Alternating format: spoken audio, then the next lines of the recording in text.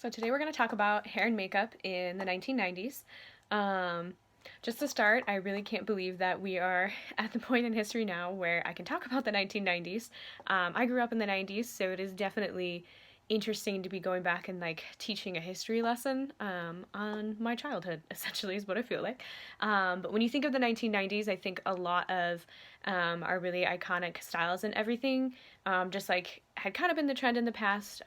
Things were coming from celebrities, right? But more so than ever, I think supermodels were such a huge part of like why our fashion and our style became the way that it did. So you had models like Cindy Crawford and Linda Evangelista, Naomi Campbell. We started to see Tyra Banks in the 90s. Like all of these people were such a huge influence on what everybody kind of decided to look like in the 1990s. Kate Moss became really popular in the 90s, and her look sort of like ushered in the idea of like grunge as more of like a mainstream fashion as well. And then you had TV shows like Friends that really, really influenced the way that a lot of people looked in the 90s as well. And then just like we'd been seeing in other time periods, we had a lot of like musicians who are also influencing what we looked like. Boy bands and like pop star girl groups, and just pop stars in general were huge, and really like that is what people base their styles off of. You know, we're either looking like supermodels or like our favorite actors and actresses, or it was really, I feel like pop stars, like people in the hip hop scene or people in the grunge scene. It was like you kind of picked one of those and you really just like went with it, as far as style was concerned in the 90s. So makeup in the 1990s is kind of interesting because I think you kind of see like two very extreme sides of it. So in general, though it may not be like what we think of now as like a natural kind of makeup, makeup was a little bit more natural in the 90s. So people really wanted their skin to just kind of be like flawless, and they wanted like a very like fresh face look. I think a lot of people you can kind of think of like when you think of like celebrities from the 90s, a lot of people almost had sort of like a baby face sort of appearance where like maybe they had like a lot of like eye makeup or lip makeup or anything, or it's like something along those lines, but they weren't necessarily like caked with like heavy foundation, or contour or any of the things that we saw like before, things that we see that are trendy right now, right? So it's very interesting because the colors and things that they were using weren't necessarily natural, but their skin and sort of like application of everything was starting to be like a little bit more like natural, and a little bit more like skilled even, you could say, with as far as like the way people were putting their makeup on in the 90s. So in the 90s you saw a lot of people kind of like use their nostalgia for like past decades to influence how they looked during the current decade. So I think one of the biggest things that most people think of when they think of the 1990s are the very, very thin eyebrows that a lot of people had. Christina Aguilera very famously had very thin eyebrows in the 90s, so that is one person that you can look up if you want to see a 1990s brow, especially compared to how she looks now. It is very interesting to really go back and look at a lot of like the pop stars when they started in like the 90s and like early 2000s, and then looking at them now. They are completely different people, so it is very, very interesting to go back and check all that stuff out. But a lot of people actually would even shave their eyebrows off, which is something that is actually like coming back into trend. But they would pencil them back in very, very thin, so it was almost sort of like reminiscent of what people would look like in the 1920s. Of course, like not everyone, you know, was walking around like that. Some people still sported like the bushier, like natural eyebrow, but certainly a lot of people in the 90s had very, very thin eyebrows, which we have not necessarily gone back to in fashion, I would say, in today's world. Another really popular trend, like I mentioned earlier, was like kind of like the grungier look in the 90s, which is I think where some of like the more like desire to have more of like a natural kind of makeup look came from. So I think when people think of like grungy makeup, it's usually like maybe you have sort of like a nude like smoky eye or like no eyeshadow or something, very little face makeup. Really, you're not seeing like tons of blush, bronzer, contour, anything like that. That's more like, I feel like when we get closer to like the 2000s when you start to see things like that, and like that kind of like grungy lip color, which you're gonna see more of like the browns or like mauves, or sort of like a deeper red. You start to see a lot of makeup like that, and people like Kate Moss really helped make that kind of a look like a little bit trendier. So you were like a little bit unkempt, but still the way you did your makeup, you were still pretty together. Having very large lips was very trendy for a long time. In the 90s, you saw a lot of people that were getting a lot of plastic surgery to have larger lips, or they were just kind of drawing in their lips a little bit more than people had been doing in the past. I think that we went through another phase of that pretty recently, and we're still sort of in that world, but I think the way they did it in the 90s is very different than what we see today. So in the 90s, a lot of times what people would do when they were like drawing in their lips, instead of having more of like the kind of like ombre sort of effect that I think that we see now, where you have like that darker lip liner and then you have the lighter color and they all blend. They would apply those same colors in the 90s, but they would not blend anything. So if you look up a lot of celebrities, you will see that they would often have like a very like dark brown lip liner and then like a very light lipstick, but nothing was blended. It was just like color on top of color. So that is another very like iconic 90s kind of a look there. And so really when you think about like makeup in the 90s, you can kind of think about it as having three like main focuses, which would be like the eyebrows, the eyes, and the lips.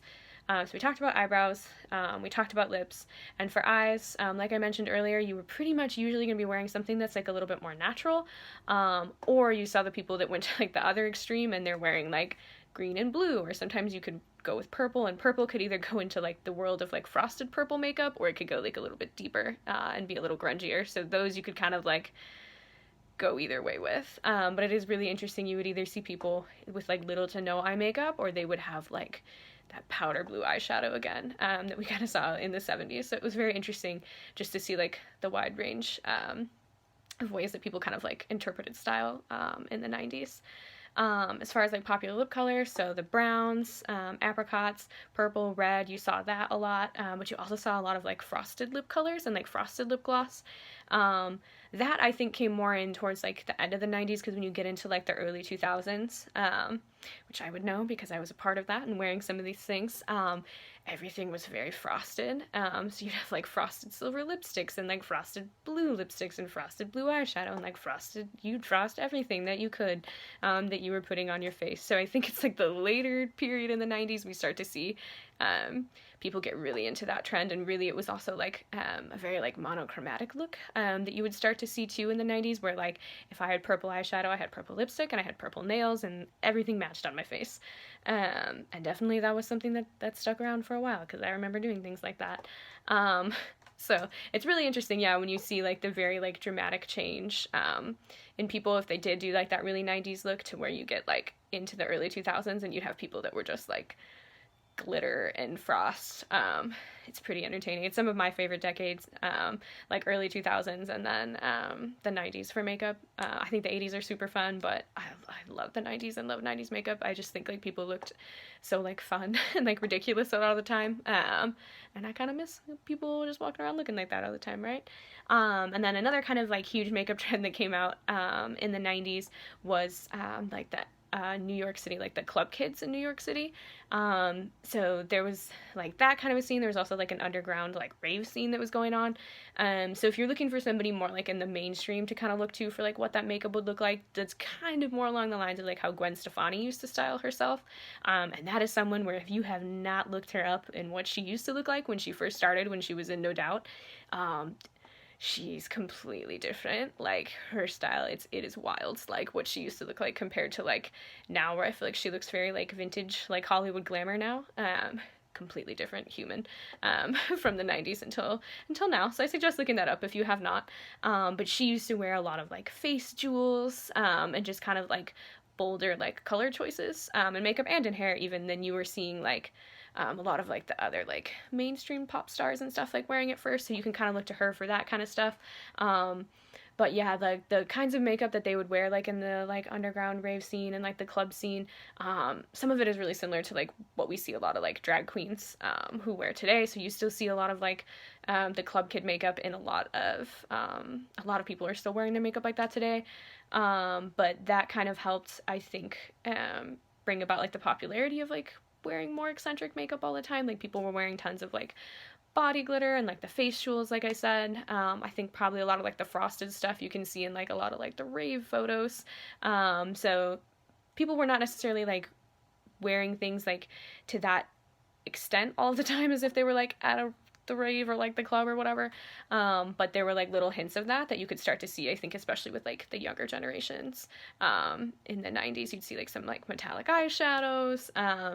And again, you would really just see like shimmer and frosted everything. So it's an interesting time in the 90s. And I think too, like you could really start to see like just like how much more, like, and I know I've been saying this in like every single video, but like how much more every single decade we're like allowing people to be themselves, and allowing them to like be creative and individualized. And like, yes, like obviously there were certain trends that like everyone was following, but within those trends there was so much room for you to just kind of be yourself, and it didn't used to be like that. So I think it is really cool to just really see, like, especially because we've gone in these videos, you know, we've gone from the 40s until the 90s, so you can really see just like the progression that I feel like we as like a culture and society have made from kind of like having one way that people should look to there are so many different ways, and like none of them are wrong, and they can be like as like normal or as like eccentric as you want them to be. So I don't know, I just think that's a cool observation. So maybe you do, maybe you don't. And then as far as 90s women's hairstyles go, so that was kind of all over the place too, right?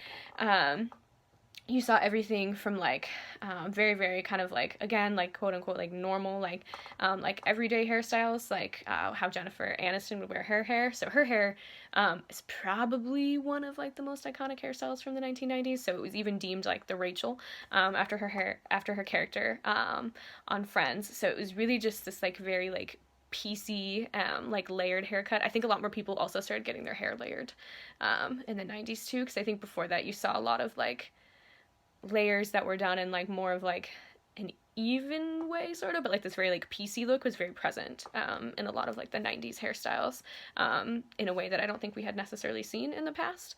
So yeah, so she had like this very PC like face framing layered haircut that also had like these very stark highlights. I think this was also the beginning of like the very intense like chunky highlight that we saw for quite some time, I think, like in both the 90s and the early 2000s, and still sometimes today too, right? So her hair today, I mean, her hair looked completely different than it did in the 90s, but she is still definitely, I feel like, very much a style icon for hair, just for people, just because she's always had really nice hair. Maybe what we saw in the 90s is not necessarily how we'd want to look right now, but she has always been a very big like hair trendsetter. Another really like popular hairstyle was to have sort of this like very short like flipped out layered hairstyle. So the Olsen twins, they had that for a long time. Drew Barrymore was wearing her hair like that.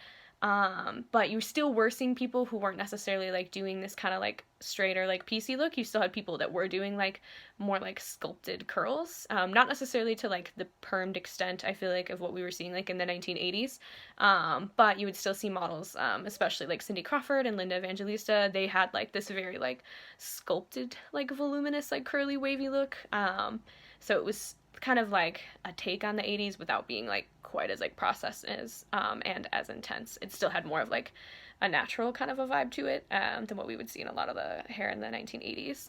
But then you'd also see people that would kind of take their hair to like the other extreme, where they'd have this like stick straight hair. And again, that's something that definitely stuck around in the early 2000s, because I remember just straightening my hair until I destroyed it. I destroyed my hair so much in the early 2000s. So that was definitely a huge trend that stuck around for a really long time. And again, that was one I think that was really present in sort of like the supermodel culture. Naomi Campbell had very, very long straight hair for a while in the 90s.